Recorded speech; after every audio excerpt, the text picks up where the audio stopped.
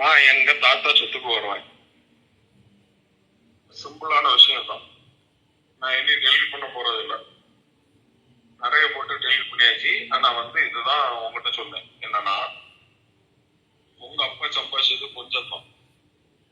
நீங்க இப்ப அனுபவிச்சுட்டு இருக்கீங்கல்ல, அது எல்லாமே பாதிக்கு பாதி இல்லை.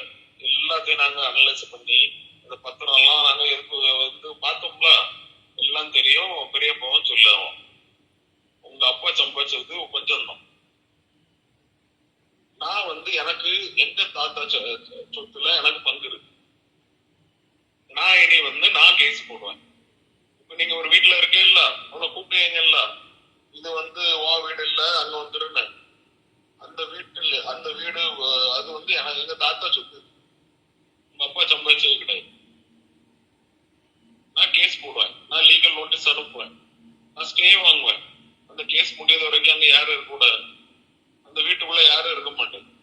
நீங்க, உங்க பிள்ளை, உங்க ஒய்ஃப் யாருமே இருக்க மாட்டாவோ. நீங்க நோட்டுனா நானும் நோட்டுவேன். நான் பெருசா நோண்டுவேன்.